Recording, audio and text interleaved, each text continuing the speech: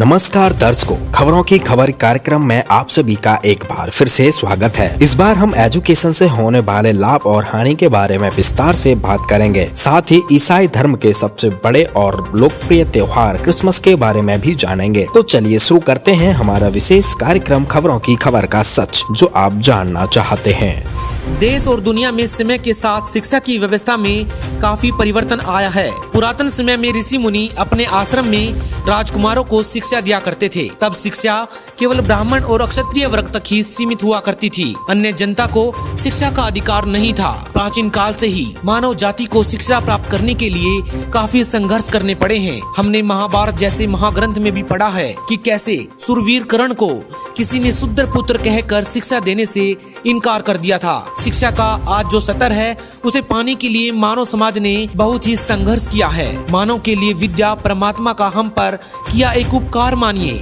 और अब इसे प्राप्त करना मानव जाति का मौलिक अधिकार भी बन गया है। 1947 में जब देश आजाद हुआ, उसके बाद से देश में मानव शिक्षा की क्रांति शुरू हो गई थी। पहले तो केवल मुट्ठी भर लोगों को ही शिक्षा नसीब होती थी, लेकिन अब तो देश के बच्चे बच्चे को अक्सर ज्ञान प्राप्त हो गया है। शिक्षा के इस विकसित दौर में युवा 20 से 25 साल तक पढ़ाई करने लगे हैं। लोगों के लिए रोजी रोटी पालन पोषण का एक मूल आधार बन गई है शिक्षा। शिक्षा केवल आज पेट भरने और जरूरत पूरी करने का सहारा नहीं, बल्कि एक अच्छी पढ़ाई जो कर लेता है उससे ये उम्मीद की जाती है कि उसका भविष्य संवर गया, और जो अनपढ़ रह जाता है या कम पढ़ लिख पाता है उसकी तो मानो नैया ही डूब गई, यानी कि उसका भविष्य अंधकार में हो गया। आइए अब हम भारत में शिक्षा के इतिहास पर एक नजर डालते हैं। प्राचीन भारत में जिस शिक्षा व्यवस्था का निर्माण किया गया था वह समकालीन विश्व की शिक्षा व्यवस्था की उत्कृष्ट थी, लेकिन कालांतर में भारतीय शिक्षा व्यवस्था का ह्रास हुआ है। विदेशियों ने यहाँ की शिक्षा व्यवस्था को उस अनुपात में विकसित नहीं होने दिया जिस अनुपात में होनी चाहिए थी। ब्रिटिश हुकूमत के समय भारतीय शिक्षा को कई चुनौतियों व समस्याओं का सामना करना पड़ा। भारत में सन 1850 तक गुरुकुल की प्रथा चलती आ रही थी, परंतु मकोले द्वारा अंग्रेजी शिक्षा के फैलाव के कारण भारत की प्राचीन शिक्षा व्यवस्था का अंत हुआ और भारत में कई गुरुकुल बंद हुए, और उनके बाद उनके स्थान पर कॉन्वेंट और पब्लिक स्कूल खोले गए। भारत की प्राचीन शिक्षा आध्यात्मिकता पर आधारित थी। शिक्षा मुक्ति एवं आत्मबोध के साधन के रूप में थी। यह केवल व्यक्ति के लिए नहीं बल्कि पूरे समाज के कल्याण के लिए थी। भारत की वैश्विक एवं सांस्कृतिक परंपरा विश्व इतिहास में प्राचीनतम है। वैदिक युग से लेकर अब तक भारतवासियों के लिए शिक्षा का अभिप्राय ये रहा है कि शिक्षा प्रकाश का स्रोत है तथा जीवन के विभिन्न कार्यों में यह हमारा मार्गदर्शन करती है। अब तो शिक्षा ने एक अलग ही रूप धारण कर लिया है, जिस कारण से मानवता का ह्रास होता चला जा रहा है। जिस शिक्षा का मूल अध्यात्म हुआ करता था उसकी जगह अब विज्ञान ने ले ली। परमात्मा के गुणों व महिमा की प्रशंसा की बजाय बड़े बड़े वैज्ञानिकों के नए नए आविष्कारों की वाहवाही होने लगी। आधुनिक युग की क्रांति के चलते धीरे धीरे लोगों का विश्वास आध्यात्मिकता से हटकर विज्ञान पर बनने लगा और लोग नास्तिकता की ओर धकेले जाने लगे। पश्चिमी देशों की संस्कृति भारत में आने लगी, जिससे देश की जनता अश्लीलता, असभ्यता और चतुरता की ओर आकर्षित होने लगी। आइए अब जानते हैं कि शिक्षा से मानव जाति को क्या क्या लाभ और हानि हो रही है। शिक्षा से मानव को सबसे बड़ा लाभ ये हुआ है कि मानव को अक्षर ज्ञान हो गया है। इससे वे कुछ भी पढ़ लिख सकते हैं, अलग अलग बोली व भाषाओं को सीख सकते हैं।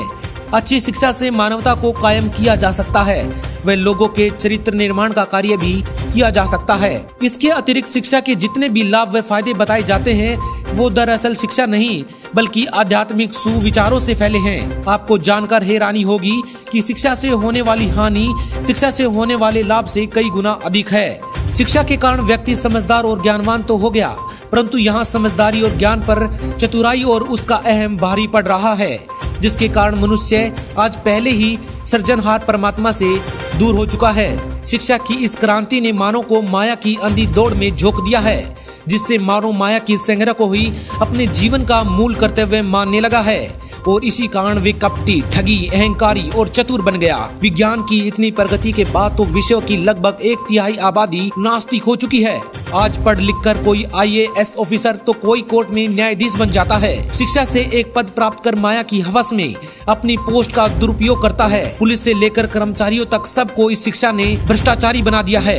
शिक्षा का जरूरत से ज्यादा होना मानवता के ह्रास का एक मुख्य कारण बन चुका है। शिक्षा ने मानव में चोरी, ठगी, जारी, मिलावटखोरी, रिश्वतखोरी, नशाखोरी, लालच, भ्रष्टाचार आदि सामाजिक बुराइयों के पीछे लगा दिया है। ऐसे न्यूज की पड़ताल में हमने ये पाया कि वर्तमान समय में देश की जनता शिक्षा का दुरुपयोग कर इंसानियत को भूलती जा रही है। जिस शिक्षा के लिए हमारे पूर्वज तरसा करते थे, उसको पाकर आज हम चरित्रहीन, चतुर और अहंकारी हो गए हैं। शिक्षा का सही मूल्य समझने के लिए ऐसी न्यूज की टीम ने जगत गुरु तत्वदर्शी संत रामपाल जी महाराज के मंगल प्रवचनों को बारीकी से सुना और पाया कि शिक्षा का केवल इतना ही महत्व है कि हम अक्सर ज्ञान युक्त होकर हमारे पवित्र सदग्रंथों को पढ़कर हमारे परम पिता परमात्मा कबीर साहिब को पहचान सकें, अपने मनुष्य जीवन के मूल कर्तव्यों को समझकर अपना जीवन सफल बनाएं। ऐसी न्यूज आपको संत रामपाल जी महाराज के सत्संगों के माध्यम से ये बताना चाहता है कि शिक्षा मानवता की सबसे बड़ी दुश्मन है।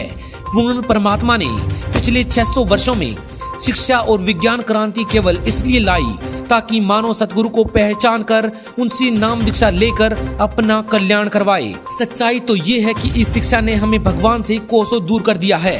तो दोस्तों, इस पड़ताल में आपने देखा कि शिक्षित होने से हमारा बाहरी विकास तो हुआ, लेकिन आंतरिक विकास खत्म हो गया, मानवता खत्म हो गई, बेईमानी घर कर गई। इस शिक्षा ने लोगों के संस्कारों का अंतिम संस्कार कर दिया। लेकिन अब इस शिक्षा को सही दिशा में संत रामपाल जी ले जा रहे हैं। संत रामपाल जी महाराज जी अपने सत्संगों के माध्यम से समझाते हैं कि मनुष्यों को शिक्षा क्यों दी गई, इसकी कितनी जरूरत है और इसका सही उपयोग क्या है। भारत के सभी शिक्षित व्यक्तियों से अनुरोध है कि संत रामपाल जी के विचारों पर विवेचन करें और समाज को सही दिशा देने में सहयोग करें। अब शुरू करते हैं दूसरी पड़ताल।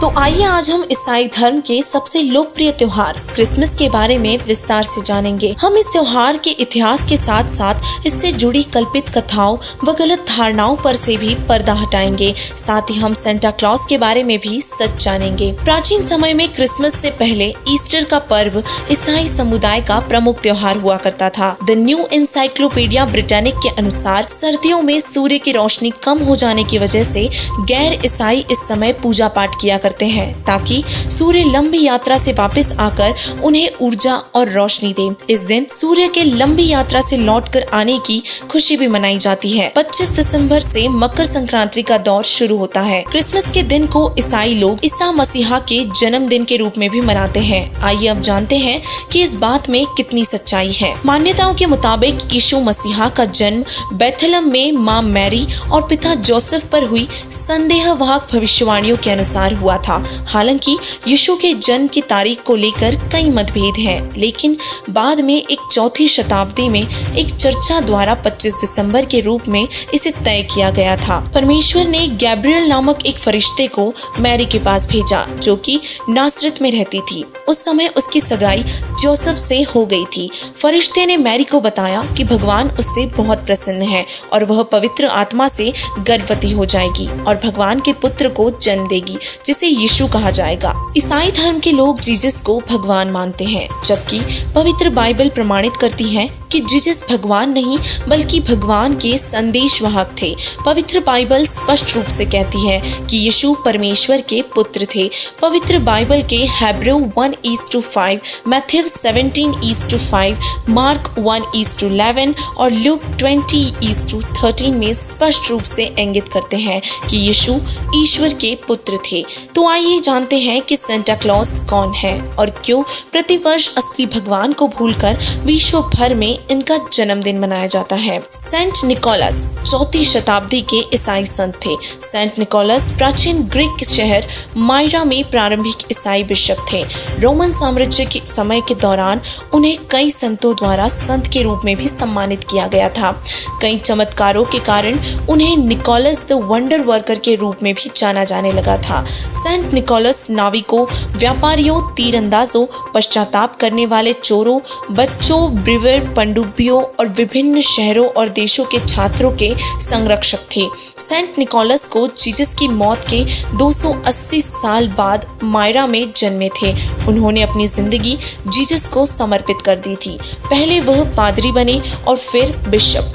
वह आधी रात को गुप्त रूप से बच्चों को गिफ्ट दिया करते थे और ये सिलसिला आज भी बदस्तूर जारी है। यही कारण है कि खासकर बच्चों को सेंटा का इंतजार रहता है। सेंट निकोलस के गुप्त उपहार देने की आदत ने सेंटा क्लॉज के काल्पनिक मॉडल को जन्म दिया, लेकिन एक सर्वे के मुताबिक ये भी साफ हो चुका है कि 8 वर्ष का होने पर बच्चों को सेंटा के अस्तित्व पर से भरोसा उठ जाता है और उन्हें समझ आ जाता है कि यह केवल काल्पनिक व्यक्तित्व है। उपरोक्त विवरण से भक्त समाज निर्णय कर सकता है कि जिस परमात्मा और संत की हमें तलाश है वह जीसस और सेंटा क्लॉज नहीं है। ये दोनों संत या यूं कहे कि नेक व्यक्ति थे, परंतु पूर्ण परमात्मा के अवतार संत नहीं थे। यह दोनों समय और काल के अधीन थे। पूर्ण परमात्मा कबीर साहिब जी हैं, जो कि सभी मनुष्यों के पिता हैं, जो सद्भक्ति देकर सदग्रंथों द्वारा अपने बारे में पूर्ण जानकारी देते हैं और मनुष्यों को जन्म और मृत्यु के रोग से सदा के लिए मुक्त कर देते हैं। हजरत ईसा जी को पूर्ण परमात्मा कबीर साहिब जी सतलोक से आकर मिले तथा उन्हें एक परमेश्वर का मार्ग समझाया। इसके बाद ईसा जी लोगों को एक ईश्वर की भक्ति समझाने लगे। लोगों ने उनका बहुत विरोध किया, फिर भी वे अपने मार्ग से विचलित नहीं हुए, परंतु बीच बीच में काल निरंजन यानी कि शैतान के फरिश्ते हजरत ईसा जी को विचलित करते रहे तथा वास्तविक ज्ञान को दूर रखा। हजरत यीशु के जीवन काल में उन्होंने जो भी चमत्कार किए वे पहले से ही निर्धारित थे। इन 21 ब्रह्मांड के मालिक ज्योति निरंजन काल, जिसे ईसाई यहोवा और मुसलमान शैतान कहते हैं, उसने यीशु को निर्धारित करके ही भेजा था और यह प्रमाण पवित्र बाइबल में है कि एक व्यक्ति जन्म से अंधा था।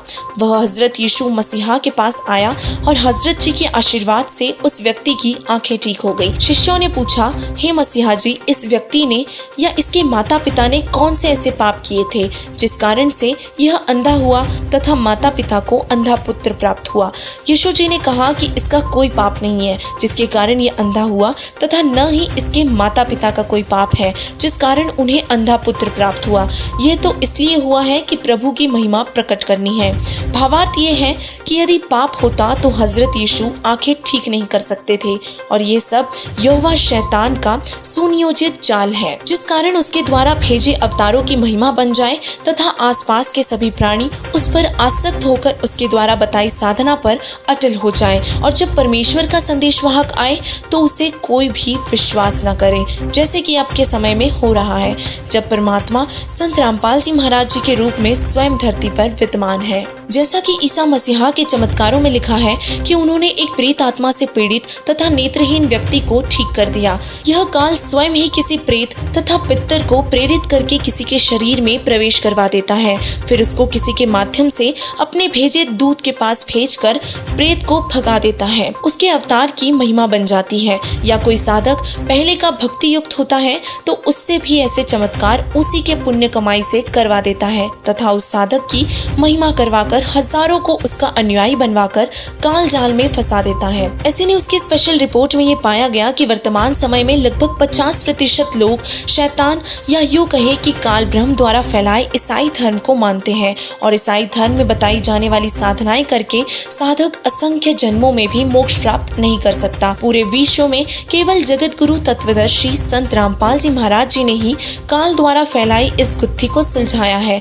पूर्ण परमात्मा की प्रमाणित भक्ति केवल संत रामपाल जी महाराज जी के पास ही है। ऐसे में इस वीडियो को देखने वाले हमारे सभी ईसाई भाई व बहनों को चाहिए कि संत रामपाल जी महाराज जी से नाम दीक्षा लेकर सर्व रचयिता कबीर परमेश्वर की सद्भक्ति आरंभ करके अपना कल्याण करवाएं। दर्शकों, दूसरी पड़ताल में हमने ईसा मसीह के बारे में विस्तार से जानकारी ली। संत रामपाल जी महाराज जी द्वारा बताई गई इस अद्भुत जानकारी को हमने आपके साथ शेयर किया। अब शुरू करते हैं स्पेशल वीकली बुलेटिन। देहरादून में पुलिस बनकर लोगों को लूट रहा था एक टीवी अभिनेता। धोखाधड़ी के आरोप में पुलिस ने टीवी एक्टर को किया गिरफ्तार। सिंधु बॉर्डर पर चल रहे किसान आंदोलन के बीच एक सिख किसान ने की आत्महत्या। मिली जानकारी के मुताबिक करनाल से आए 65 वर्षीय संत बाबा राम सिंह ने खुद को गोली मारकर खुदकुशी की। साथ ही एक सुसाइड नोट में किसान आंदोलन के प्रति सरकार के रवैये को लेकर भी कही बात। कोरोना वायरस के बढ़ते प्रकोप को देखते हुए ब्रिटेन और जर्मनी ने लगाया कड़ा लॉकडाउन। इसी के साथ पूरे विश्व में कुल संक्रमितों की संख्या हुई 7 करोड़ के पार। किसान आंदोलन का हल निकालने के लिए सुप्रीम कोर्ट ने किया हस्तक्षेप। मामले को सुलझाने के लिए सरकार और किसानों की एक कमेटी बनाने का लिया फैसला। आसाम के गुवाहाटी में एक रेस्टोरेंट में छोटी सी बात को लेकर छिड़ा विवाद के चलते भारतीय सेना के एक अधिकारी पर कुछ लोगों ने कर दिया चाकू से हमला। हादसे के बाद गुवाहाटी पुलिस के द्वारा इन लोगों के खिलाफ दर्ज हुई FIR। शिकागो ओहारे हवाई अड्डे पर विमान के नीचे आने से एक भारतीय कर्मचारी की हो गई मौत। केरल के रहने वाले कर्मचारी की 36 वर्ष की आयु में हुई मौत। व्हाट्सएप ने भारत में शुरू की अपनी नई पेमेंट सर्विस। साथ ही कंपनी ने SBI, HDFC, ICICI और एक्सिस बैंक के साथ की पार्टनरशिप। इसरो ने सफलतापूर्वक लॉन्च की 42वीं कम्युनिकेशन सैटेलाइट CMS-01, जिसके दायरे में भारत की मुख्य भूमि लक्षद्वीप और अंडमान निकोबार होंगे। उड़ीसा की मलका नगरी में नक्सलियों ने की एक कॉन्ट्रैक्टर की हत्या, साथ ही 3 वाहनों को भी किया आग के हवाले। दिल्ली के मुख्यमंत्री अरविंद केजरीवाल ने दिल्ली विधानसभा में कृषि कानून की कॉपी फाड़ी और कहा, अंग्रेजों से बदतर न बने केंद्र सरकार। शुभेंदु के बाद ममता बनर्जी को लगा एक और बड़ा झटका। इस बार TMC विधायक जितेंद्र तिवारी ने पार्टी के सभी पदों से दिया इस्तीफा। कर्नाटक कैडर के IAS अधिकारी SS नुकुल बने निर्मला सीतारमण के निजी सचिव। अब से वित्त मंत्रालय में करेंगे ड्यूटी। वहीं TRP घोटाले के मामले में मुंबई पुलिस ने भारत के पूर्व मुख्य परिचालन अधिकारी को किया गिरफ्तार। बर्फीली हवाओं के कारण ठंड में हुआ इजाफा। राजस्थान, हरियाणा, पंजाब, UP और दिल्ली समेत कई राज्यों में गिरा पारा। भारत पाकिस्तान बॉर्डर पर नौशेरा सेक्टर में हुआ सीज फायर वायलेशन। प्रत्युत्तर में भारतीय सेना ने 2 पाकिस्तानी सैनिकों को मार गिराया। अब सच होगा सबका सपना, दहेज मुक्त होगा भारत अपना। जगत गुरु संत रामपाल जी महाराज जी के सानिध्य में दिन प्रतिदिन हजारों की संख्या में दहेज मुक्त विवाह किए जा रहे हैं। ऐसे ही 3 अनोखे विवाह राजस्थान और उत्तर प्रदेश में रचाए गए, जो कि चर्चा का विषय बने हुए हैं। इस विवाह की खास बात ये थी कि महज 17 मिनट में बिना किसी रस्म, विधि और पंडित के सभी जोड़े गुरुवाणी से शादी के बंधन में बंध गए।